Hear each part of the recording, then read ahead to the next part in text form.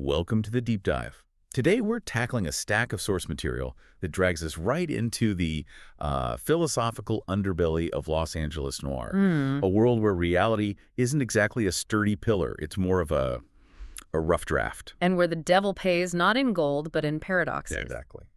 This is a really meta deep dive. Our sources are built around these two competing texts. One is called the Devil's Ledger, and the other is a kind of manual, instructions for forgetting. Right. And together, they just lay bare this conflict over literal reality editing. It forces you to ask, what happens when fiction gets the power to, just eliminate fact? So our mission today is to unpack the story of James Carter. He's a private investigator, 1950s LA, the whole setup.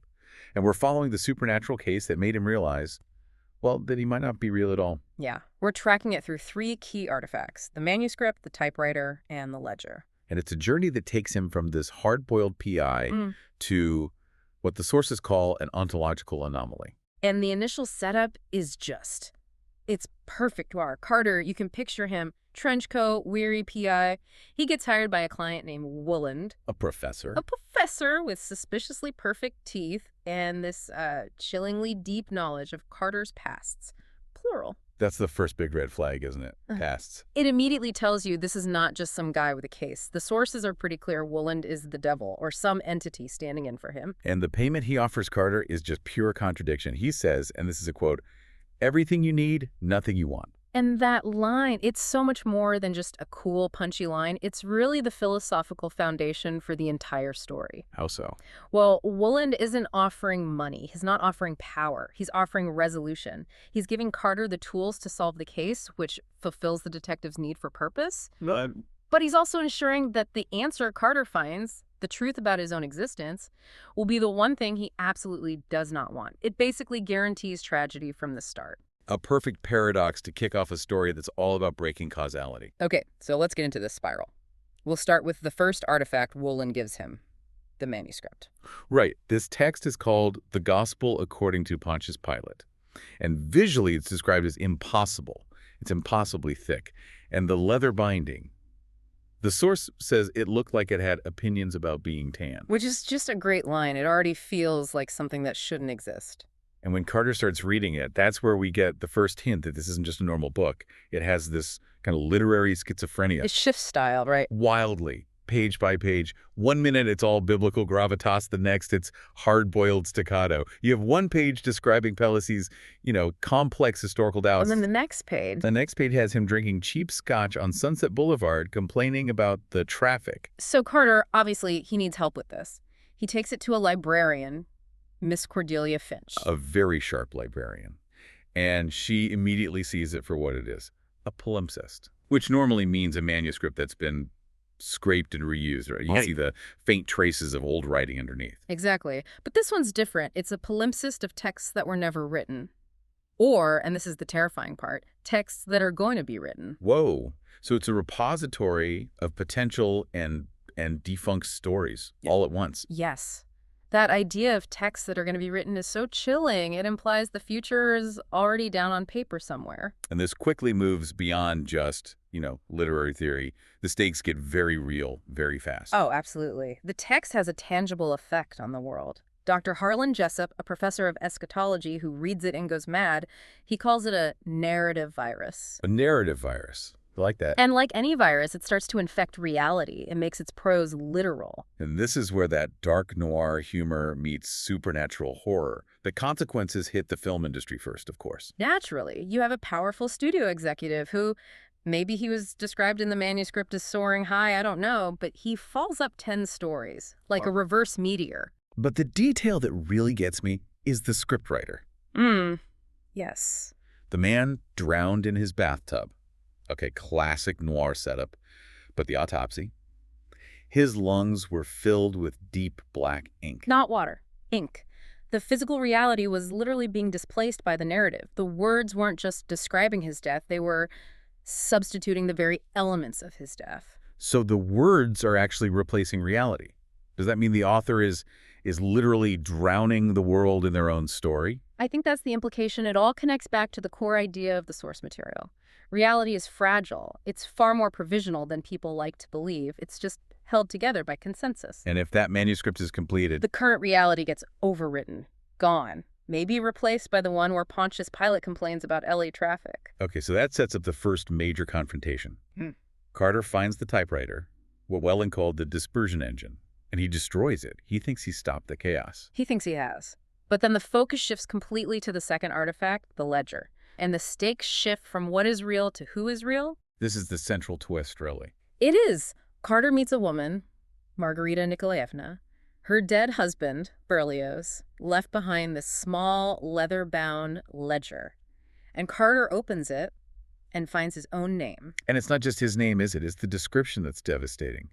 The ledger gives him this terrifying job title, Ontological Anomaly. That's the moment his whole world just collapses. He finds out his fundamental status in the universe is provisional. It classifies him under two possible headings. He's either a tulpa A thought form given material substance? or a residual character, a fragment of a previous expired reality. So, to put that in simple terms for everyone listening, a tulpa is like the fan fiction character that so many people believed in, it just sort of popped into existence. And a residual character. That's like a character from a deleted scene who refuses to leave the final cut of the movie, an artifact of a failed system. And the ledger has evidence to back this up, right? It says his biographical details are thin. Brutally thin. It traces his first appearance to a specific date, April 15th, 1952. And then, the cruelest line, his entire personality is composed entirely of genre conventions and cinematic tropes. So he's a walking cliche who just found out he's a cliche. Yeah. But this also reveals that this is all systematic. There's an organization behind this ledger. Yes, it belongs to the Editorial Board, a very sinister group, including a Professor Stravinsky and a Dr. Helen Kovalev, who's a quantum narrative theorist. Oh, quantum narrative theorist. Of Because they aren't just writing a book. They're using these ledgers for reality revision at scale. And they are terrifyingly good at it. Uh-huh. Kovalev tells him about revision delta 7. And this is the part, listener, that should just chill you to the bone. They successfully removed the entire calendar year of 1950 from the timeline. Just gone. Think about that. Not altering events in 1950, a temporal amputation. The sources say they compressed 47 million human years of experience. They redistributed 2.3 million births into 49 or 51. And the world skipped forward like a scratched record, and no one noticed. But how? How do you hide that from billions of people? The contradictory memories must be immense. That's the insidious part of their power. The revision mechanisms, the ledgers, they automatically compensate, they smooth out the paradoxes. So everyone who remembers 1950 now just remembers it happening in late 49 or early 51. Exactly. The ledgers act as the operational memory, keeping the new reality consistent, even though it's a lie built on this massive historical void. So if they can erase a year, they can erase anything, or anyone, which leads us to the true stakes. Right. The board's big plan, their final revision, is to roll reality back to 1946.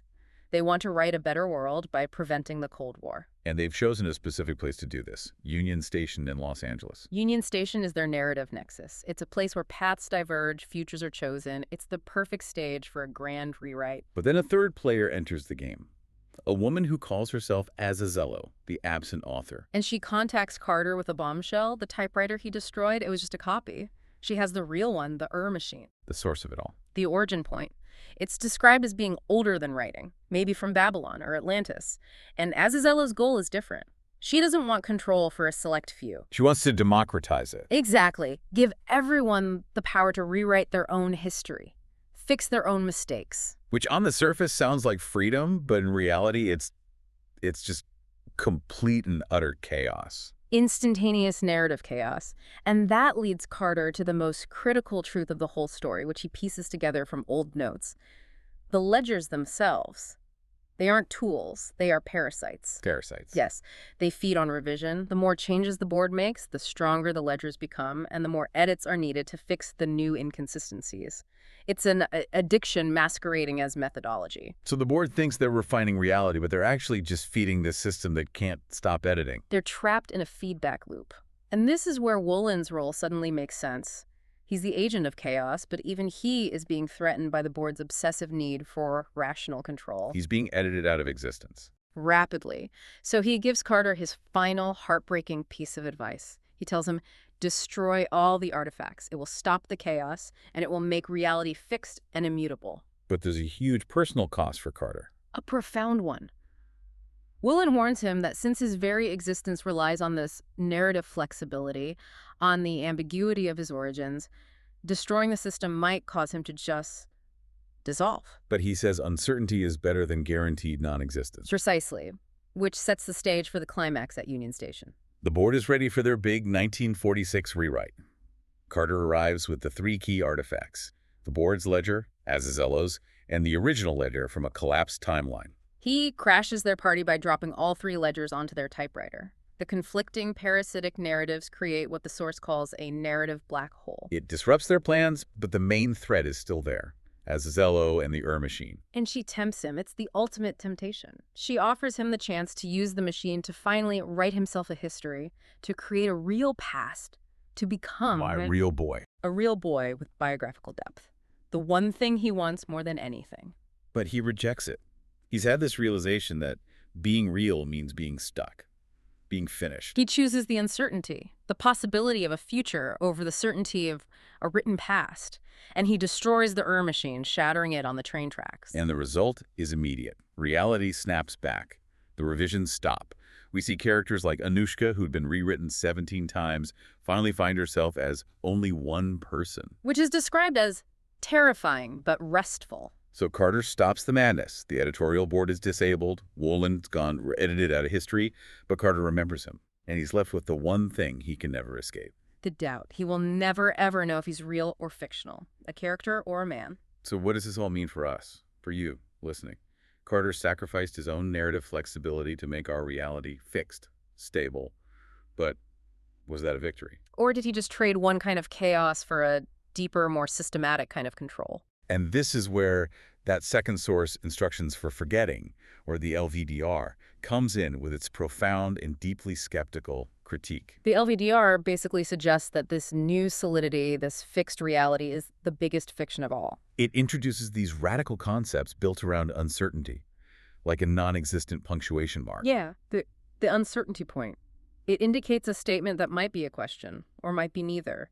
It structurally guarantees that no assertion can ever be final. A phrase like Carter existed, it's perfect. It sums up his entire state. And the manual goes deeper. It reveals his first name, James, is just one of 16 alternatives. Albert, Benjamin, Christopher.